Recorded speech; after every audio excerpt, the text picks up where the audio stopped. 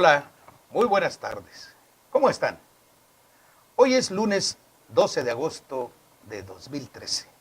Bienvenidos una vez más a su programa A Otro Nivel. Doy la bienvenida, como todos los días, a mi compañero y amigo, Muchas a Enrique gracias. Alfaro. ¿Cómo estás, Enrique? Gracias, Inicio de Miguel. semana, ¿cómo pinta la semana? Bien, con las pilas recargadas, listo para empezar. Encundioso, Así dicen los es. chiapanecos, encundioso. Bueno. Pues bien, miren, hoy tenemos un programa interesante, como todos los que tratamos de hacer para el interés de ustedes que nos ven, que nos hacen el favor de sintonizarnos a través de esta red de redes, a través de internet, en defacto.com.mx, a través de Defacto TV. Pues el programa de hoy está bastante interesante porque, Enrique, vamos a hablar de educación. Para los Vamos a hablar de chapanecos algo que es concierne porque pues ya empezó el ciclo escolar. escolar y pues todo el mundo ya está en la dinámica de útiles escolares, uniformes, ya sortearon lo de las cuotas, sorteamos, ¿no? Dijo aquel. Sí, claro, nos incluimos. Nos incluimos. Y bueno, la pregunta es, ¿logrará la SEP con su reforma la calidad de educación? ¿Cómo ves? Es un reto mayúsculo pese a que ya hay reforma constitucional. Yo creo que tan importante es que algunos se atreven a hablar de que pudiera de algún modo considerarse el asunto de la educación casi una tragedia social en este país, porque la estadística es verdaderamente preocupante. Y para los chapanecos, bueno, es un asunto particularmente sensible. Somos cuna de la Coordinadora Nacional de los Trabajadores de la Educación, esta organización independiente del magisterio, diferente al sindicato que desde que nació se ha mantenido en permanente movilización con una serie de demandas de las que muchos están en desacuerdo, otros en acuerdo, pero en fin, ha sido un actor importante. Chiapas ha estado muy presente, para los chapanecos es un asunto muy sensible, para el país entero es una preocupación, porque la estadística es verdaderamente preocupante, de tal manera que las autoridades están obligadas a hacer algo y bueno, se han ocupado de ello, ya se ha presentado una reforma educativa de la que hablaremos el día de hoy. Sí, fíjate que Chiapas sigue siendo un referente, lamentablemente, en esos lugares de preocupación, como dices, porque el tema de la educación, hermanado, ahora sí que como dice Daniel Flores Meneses, que, bueno, hoy no vino, va hermanado de la pobreza, la marginación, el rezago educativo, tiene mucho que ver también en esas condiciones, pero creo que en el otro sentido tiene que ver también con la falta de responsabilidad y compromiso de los maestros, porque si bien es cierto que aquí han peleado los espacios, porque cada vez incluso podemos observar que familias enteras se preocupan porque los hijos sean mejor maestros, no porque sean mejores maestros, que se dediquen mejor al magisterio, porque ven un nicho de seguridad y estabilidad económica, de prestaciones, de una serie de cosas, aunque no tengan la vocación y aunque tampoco tengan el compromiso de acudir a las comunidades, porque aquí ha sido una gran referencia e insistente en comunidades dispersas, lejanas, que hay maestros que llegan el martes por la tarde y se presentan el miércoles.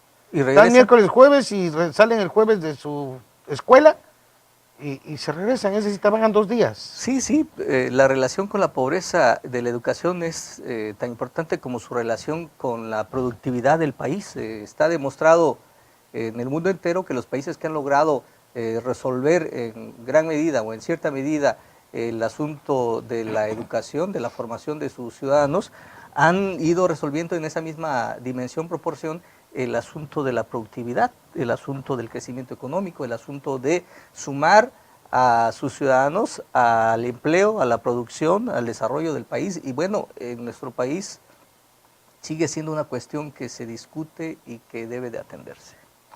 Pues yo creo que la Coordinadora Nacional de Trabajadores de la Educación ha hecho un papel significativo, importante en el contexto sindical, porque finalmente ha sido el contrapeso de esos abusos y excesos que hubo en el Sindicato Nacional de Trabajadores, cuyo resultado, bueno, pues el presidente Enrique Peña Nieto dijo, bueno, si dices que ni para sirvienta me vas a servir, está bien, a buen recaudo, ¿no? Y la maestra está de vacaciones.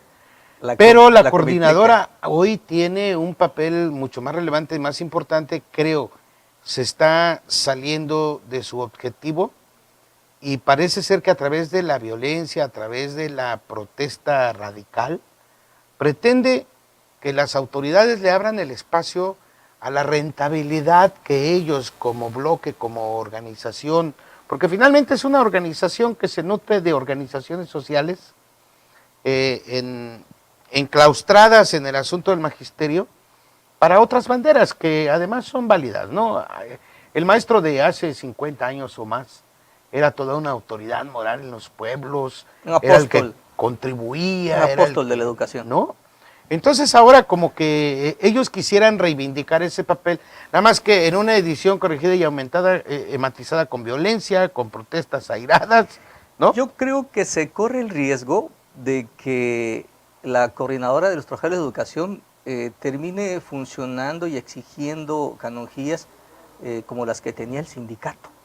Esa capacidad para influir en la asignación de plazas, la capacidad de heredar plazas como se hace en Oaxaca, donde la coordinadora tiene una gran influencia, puede terminar siendo lo que más odiaban. Lo que dio origen a su nacimiento, que era combatir los vicios del sindicato, pudieran finalmente ser parte de los vicios que ahora hereden luego de que el sindicato, bueno, fue descabezado de este liderazgo formal que encabezaba la chiapaneca, la comiteca Elba Ester. Pero bueno, ojalá y de parte de las autoridades y de parte de los propios integrantes de la coordinadora y de su dirigencia haya suficiente claridad como para no regresar a reinstaurar los vicios que se pretenden eliminar de la educación en este país. Pero bueno, cuando tú te refieres al maestro, al apostolado que antes existía, a la circunstancia que enfrentaban los maestros de antes, bueno, ahora enfrentan una situación muy distinta. Me llama mucho la atención esta condición. Antes el maestro brindaba mucha información a los maestros, a los alumnos y los formaba. Ahora el asunto es de que los maestros no es suficiente que den información, porque con la modernidad que existe, con el internet, cualquier alumno tiene más información, más acceso, lo tiene en la yema de los dedos que el maestro. O sea, el problema ya no es dar información, porque la información hay en exceso. Cualquiera que tenga acceso a internet tiene una cantidad de información imposible de procesar. ¿Qué es lo importante ahora para un maestro? Ya no solo brindar información, sino enseñar al alumno a procesar esa información de manera crítica, ser un formador para que quienes, como ahora los alumnos, cuentan con esta herramienta que les permite acceder a un mundo inmenso de conocimiento, de información, puedan hacerlo, puedan acceder a ellos de manera crítica, puedan saber qué hacer con esa información para crecer en su formación y crecer como personas. Bueno, pero aquí hay que anotar este detalle bien importante. Que hay alumnos que están rebasando incluso en lo que tú dices, en el conocimiento y en la información que a través del internet están obteniendo, y hay maestros que ni siquiera saben utilizar una computadora. Es total y absolutamente Y la reforma cierto. constitucional abarca eso. En la calidad de la educación abarca que los maestros sean evaluados y además asistidos, apoyados, para que ahora sean ellos los que se preparen mejor y a su vez se pueda obtener una mejor calidad educativa. La coordinadora se opone a eso. Es decir, si el Estado como rector de la educación quiere brindarte las herramientas para que se traslade al conocimiento general de los educandos, y son los maestros los que dicen, no, estamos en contra de la ley, no estamos a favor de la reforma educativa, como está sucediendo ahorita seguramente en estos momentos en el Distrito Federal, en la Ciudad de México, la Secretaría de Gobernación, ya de estar sitiada, porque los maestros de la coordinadora son tan radicales que en sus manifestaciones, en sus expresiones airadas, tienden a la violencia y a enfrentar a los cuerpos de seguridad para hacerse presentes y de esa manera decir, no quiero reforma educativa. Hoy, en este día, que es lo mismo que aconteció el 1 de agosto. Y si esto sistemáticamente es el actuar de los maestros, ¿cómo podemos entender entonces qué rumbo puede tomar la conformación de nuevos estudiantes, de nuevos profesionistas a los que se les enseña que para respetar las leyes hay que hacerse presente con la violencia? ¿Cómo ves? Es verdaderamente lamentable, jamás se podrá justificar la violencia en este tipo de demandas. Pudiera ser o no justa la demanda y tienen el derecho constitucional de manifestarse, eso no está a discusión, como todo derecho debe reconocerse sin cortar pisas, pero de eso a violentar Derechos de terceros. sobre todo, ¿no? Porque bueno, el DF está hecho un caos y los más afectados son los ciudadanos comunes y corrientes que no tienen nada que ver con la situación y que tampoco ellos podrán modificar la situación, ¿no? ¿Qué es lo que sucede? Que bueno, no importa desquiciar una ciudad, no importa afectar a cientos, sino, perdón, a miles, sino millones de ciudadanos que ya de por sí viven en una ciudad complicada y difícil como es el Distrito Federal. Yo siempre he creído que pareciera que solamente a través de las manifestaciones puede la coordinadora exigir sus demandas. Me pareciera que se quedan, se han encajonado, les ha faltado imaginación para efectos de exigir el cumplimiento de sus demandas. Creo yo que el recurso de las marchas y de la violencia ya es un recurso gastado, que la sociedad no ve bien. Creo yo que pudieran encontrar otros mecanismos para protestar, los hay, existen, y la sociedad se los agradecería más. No es con la interrupción de clases como van a conseguir que los padres de familia, la sociedad en general, se sume a sus demandas. Creo yo que siendo en la cantidad que son, pueden buscar otros mecanismos para efectos de dar a conocer sus demandas, las razones que ellos argumentan a favor de ellas, y de esa manera intentar conseguir una respuesta favorable, pero hasta ahorita con el tipo de manifestaciones que realizan solamente consiguen que la sociedad se ubique en contra de ellos. Pues mira, a don Emilio Chafet, al secretario de Educación, parece ser que le tocó bailar con la más fea en este sexenio, o por lo menos inicio de sexenio, ¿no? El problema de la reforma educativa, la evaluación de los maestros, y bueno, hay buenas y malas, porque la verdad, el magisterio no se puede estar quejando de que siempre se les apapacha. Al final, hagan lo que hagan, el perjuicio viene siendo para los educandos y los padres de familia.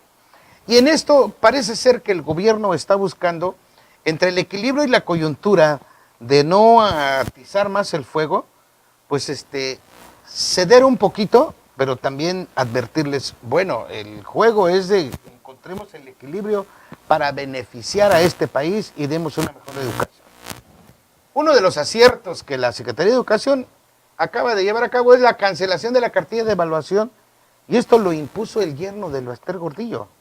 Esas grandes concesiones que permitían que pudiera mantener controles y manipular al interior del sindicato. Fíjate que el yerno de esta señora... Pero era además la iglesia en manos de Lutero, es decir, el sindicato, que es una de las partes, tenía posiciones dentro de la secretaría, se despachaba solito, hacían lo que querían. Fernando González Sánchez, que es el famoso yerno, es el que impuso una cartilla donde decía que ya no iba a haber reprobados. Primero, segundo y tercer año de primaria no hay reprobados, pase automático, salgan como salgan. Y ya ves que en los pueblos, ¿no? Si son bien burros, no aprenden. No, no es que no aprendan. Eran los maestros los que estaban mal evaluados, han sido los maestros.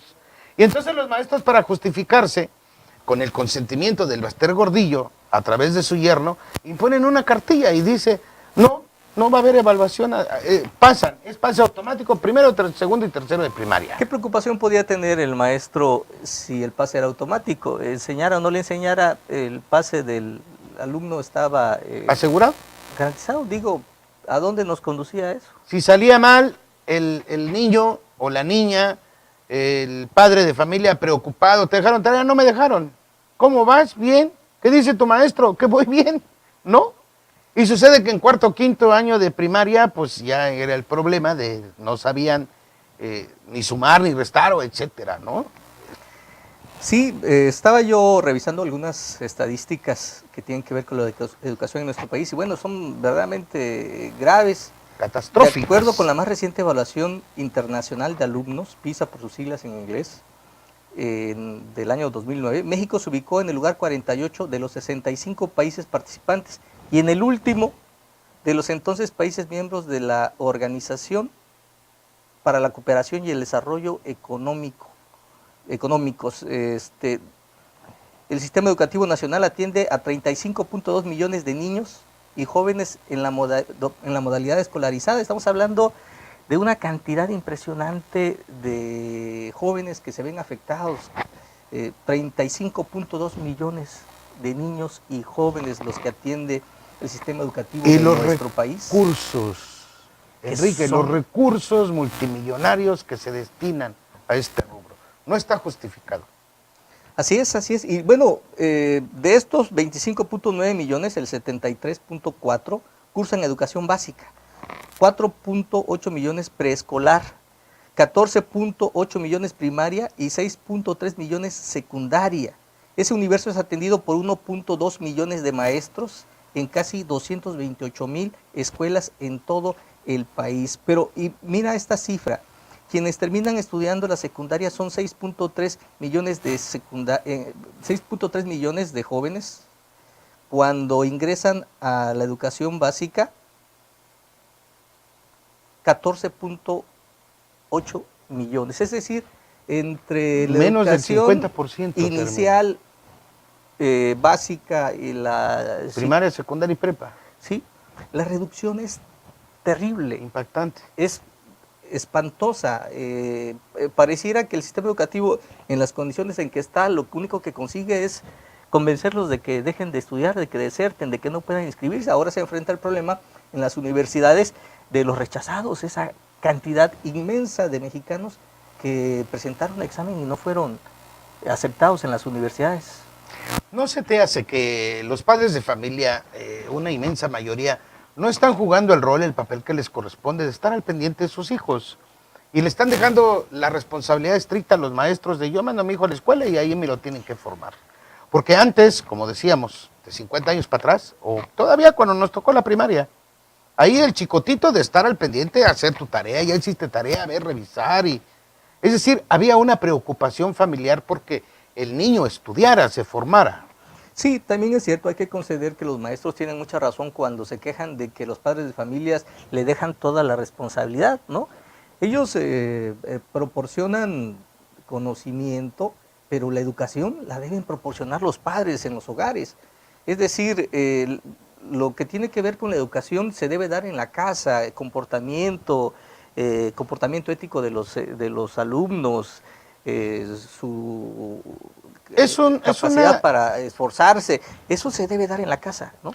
Es un problema sociocultural, ¿no? Definitivamente, pero... Y de desintegración familiar, porque también... Pero tiene que ver con múltiples factores, tiene que ver con esta condición de que, bueno, los padres tienen que sobrevivir y para esto necesitan ocuparse mucho tiempo en muchas labores y queda poco tiempo para los hijos.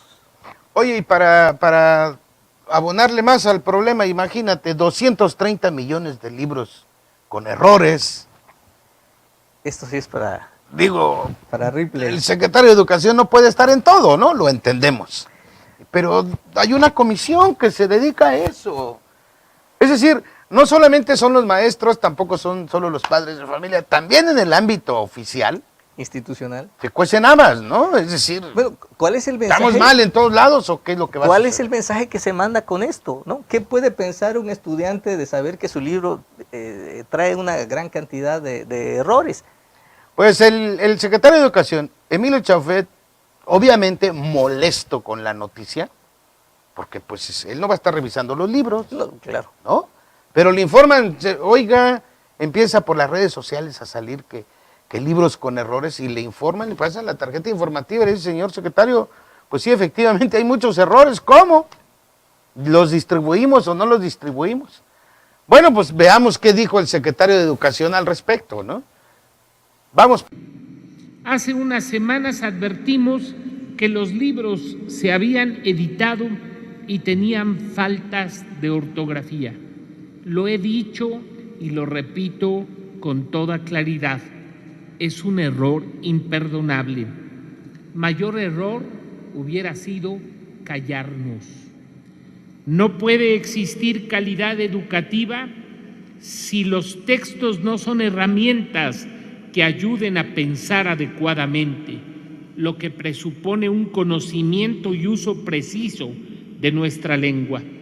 Desde el día en que hice el anuncio, el 18 de julio, se abrió de inmediato una investigación para dilucidar las responsabilidades en este caso. Para subsanar esta grave deficiencia, se entregarán manuales a los profesores que puedan realizar las correcciones directamente en el aula. Pues bueno, el secretario agarró el toro por los cuernos. No, los términos que usa, hay que reconocerlo, es de reconocer la gravedad del error, ¿no? Pero bueno, también nos dice, sería peor, hubiera sido más grave. No haberlos repartido. No reconocerlo y segundo, no haberlos repartido, ¿no? O sea, hacer como que no me di cuenta y distribuyanlos, ¿no? Hubiera sido grave. Pero además, escucho que ya existe una investigación para Ya. saber y seguramente, quiénes fueron los responsables. Seguramente hay responsables y seguramente va a haber sanción. ¿De qué tamaño? No lo sabemos, pero seguramente va a haber. Bueno, pues ahora los maestros y los alumnos sabrán lo que es la ocupación de corrector, que en el periodismo... Fue muy frecuente. Sí, ¿no? Y a veces uno tuvo que pasar a ocupar ese oficio. Bueno, es revisar sintaxis, gramática, ¿no? Ortografía. Y creo que va a ser un buen ensayo, porque a lo mejor hay maestros que no saben de eso, ¿no? Y se van a tener que ocupar para aprender cómo corregir, porque... A lo mejor aprenden finalmente... A lo mejor aprenden. Sí, no lo dudo. De la importancia de la corrección, del bello oficio de corrector de pruebas o de galeras, que eso que fue lo que evidentemente no hubo. Pues mira, el antecedente de la evaluación que se ha venido haciendo y que además queda constancia en lo que se oponen los maestros, casi todos, del Sindicato Nacional de Trabajadores y la Coordinadora Nacional de Trabajadores de la Educación, es en la evaluación. Y es un sarcasmo de lo que hacen y una ironía de lo que pretenden, ¿no? Porque las cifras no mienten, así como tú dabas a conocer esas cifras. Es un pésimo 36% de aprovechamiento. En términos generales, el último resultado de la prueba, enlace. Y esto hizo que el secretario de Educación determinara, ¿saben qué? Se acaba la prueba, enlace. ¿Por qué? Por los grandes vicios que habían. Eran los maestros quienes armaban el cochupo, las ventas de prueba enlace, tú ponle aquí y yo te califico. Y digo, es desastroso que en realidad la Secretaría de Educación Pública empieza a observar más detenidamente y dice, bueno, no es posible que en el último grado de bachillerato tienen un desempeño de bueno a excelente en matemáticas, pero en lo demás apenas el 36%. Es verdaderamente espantosa esta cifra. Y lo grave es de que, bueno, estamos hablando aquí de exámenes aplicados a instituciones públicas, pero el portal de la Secretaría de Educación acaba de subir información, hoy apenas algunos medios dan cuenta de ello, de las instituciones privadas, la educación privada en este país, que en principio por el hecho de ser privada, de ser pagada, se considera de entrada que es mejor. De calidad. Y no. Es cierto. Nuevamente nos topamos con estadísticas verdaderamente preocupantes. En México solo 19 de las 1.264 instituciones de educación superior privadas ofrecen servicios educativos de alta calidad. 749 cumplen únicamente los requisitos mínimos para el otorgamiento del reconocimiento de validez oficial de estudios, el famoso REVOE. Es decir, tienen un plantel, programas de estudios y maestros, hasta ahí nada más. Y muchas, Patito. No muchas. O sea, ya no, con esta Ya no hay estadística se muchas. puede decir que no son muchas, son demasiadas. Del total de instituciones privadas, resulta que son demasiadas las que nada más cumplen los requisitos al mínimo. Y además, se acaba de descubrir otra circunstancia. La SEP para esta evaluación solicitó información a todas y gran parte de ellas se negó a proporcionar esta información como si no fuera la SEP la institución rectora. Seguramente la SEP va a tomar cartas en el asunto porque no es posible que las propias instituciones le Han de estén pensar negando que este- la Profeco, ¿no? Es la que tiene que ver con ellos. No, o que tiene que ser en algún un reclamo a través del Instituto de Acceso a la a Información, la información pública. Bueno, ¿no? si me lo pide la Comisión de Derechos Humanos, sí, a decir, ¿no? Digo, estamos mal en este país.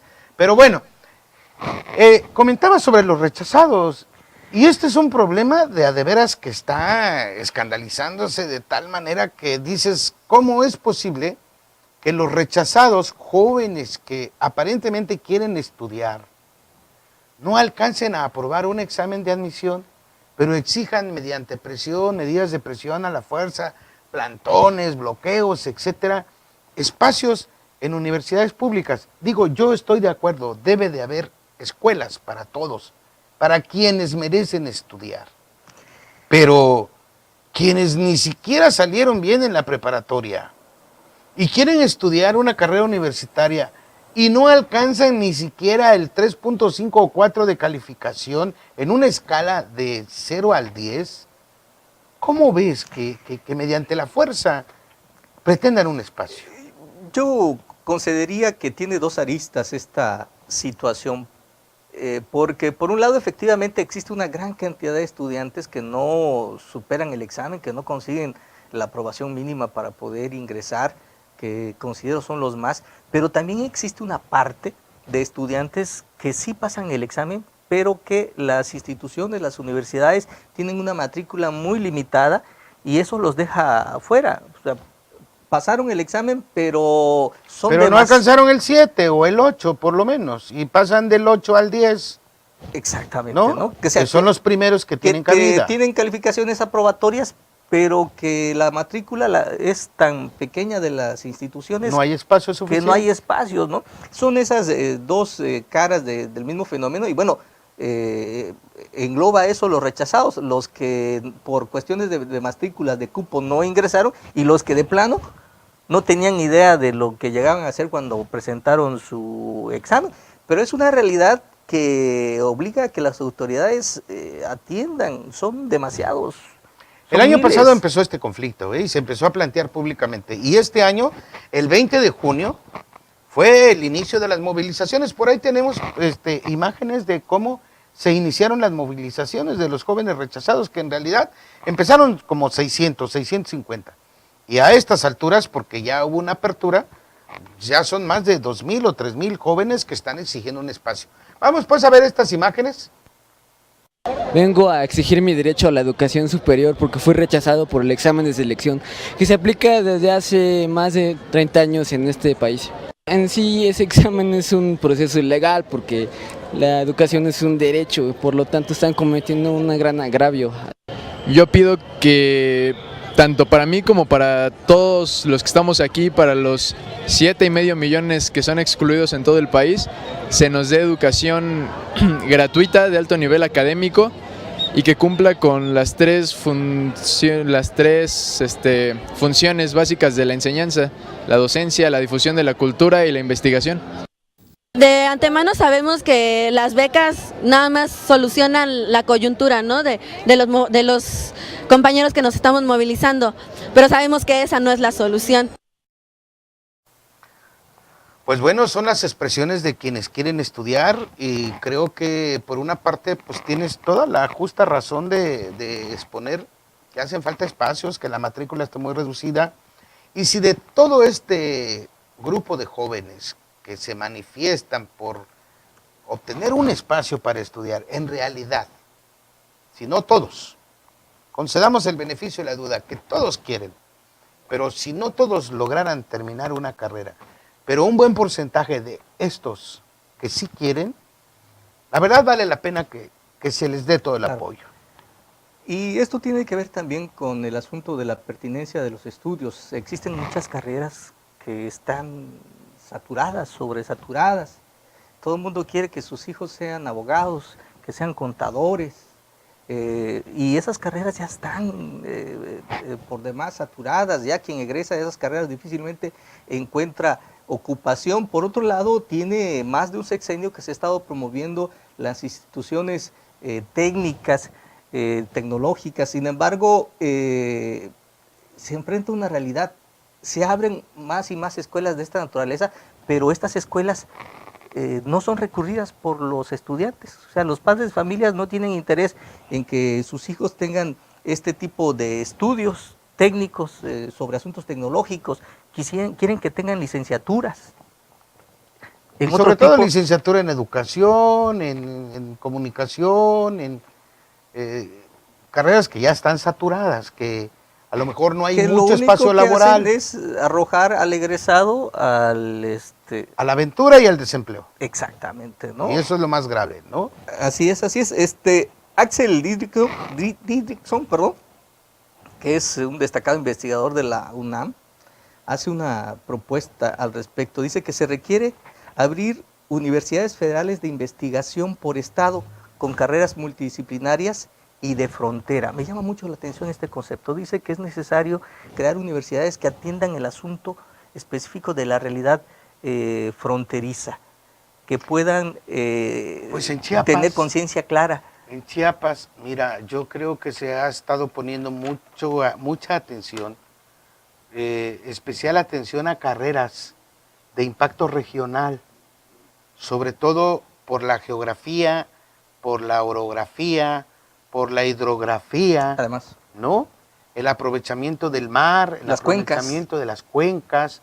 Entonces yo creo que en Chiapas por lo menos sí se está haciendo un esfuerzo, no porque lo haga el secretario de Educación, porque seguramente no creo que sea propuesta de él, ¿no? Pero por lo menos en la universidad, la UNICACH, la que preside Roberto Domínguez Castellanos, ha tenido un repunte en carreras que se han ido ajustando a la necesidad regional del Estado. Y la UNACH ha dado una apertura también para otras carreras en algunas facultades, en el Soconusco principalmente, ¿no? Sí, sí. Ya hay carreras del mar, hay carreras de agronomía más ampliadas, ¿no? Es decir, hay una extensión de carreras más focalizadas a explotar la producción regional, y esto a mí me parece fabuloso con lo que estás comentando de esta propuesta. Así es. La educación necesariamente tiene que estar vinculada a la producción y al desarrollo tecnológico.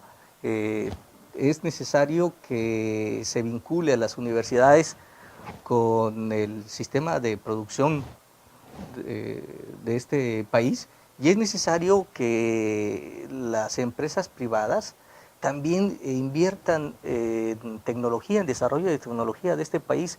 México es uno de los países con menor presupuesto para asuntos de investigación tecnológica, pero no corresponde todo a hacerlo al gobierno, sino también a la propia iniciativa privada. Hay países donde no solo es importante la inversión pública, sino también la empresa privada invierte en el desarrollo de tecnologías, no solo en la importación de tecnologías, sino en el desarrollo propio de tecnologías. ¿Será que ahí hay compromiso, no? Es decir, compromiso de la sociedad, compromiso del estudiante, compromiso de la iniciativa privada, compromiso del gobierno. Aquí yo creo que lo que hace falta es compromiso, ¿no?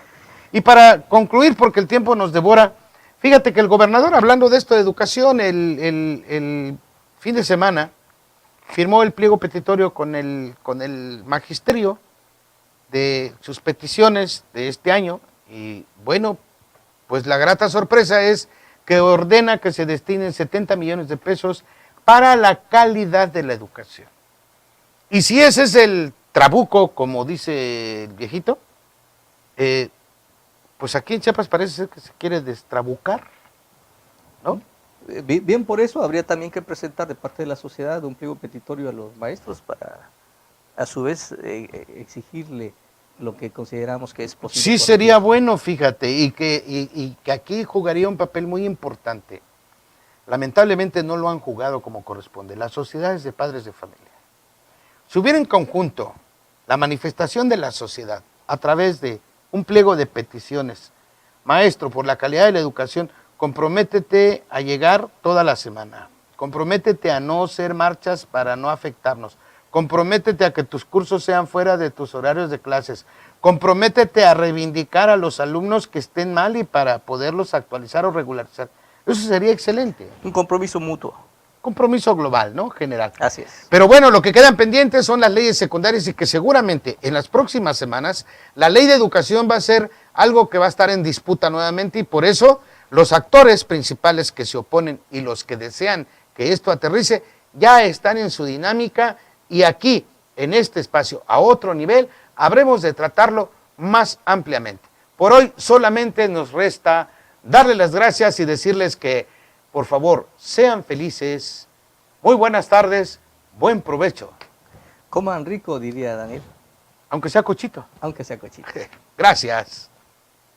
Para esta temporada de lluvias y ciclones tropicales 2013, si se te presentan lluvias y neblina en carretera o en tu ciudad, conduce con las luces encendidas. Si la visibilidad es poca, estaciónate en un lugar seguro y espera a que disminuya la lluvia. No excedas los límites de velocidad. Recuerda que tu objetivo es llegar bien con tu familia. Mantente siempre atento de los pronósticos del tiempo en los medios de comunicación. Sistema Estatal de Protección Civil, Gobierno del Estado. Chiapas nos une. Él la maltrataba, su hijo lo sabía, su familia lo sabía, su amiga también lo sabía, sus vecinos lo sabían y nadie dijo nada. Si tú callas, también maltratas. Ante la violencia contra la mujer, denuncia en Fiscalía Especializada en Protección a los Derechos de la Mujer. Gobierno del Estado. Chiapas nos une.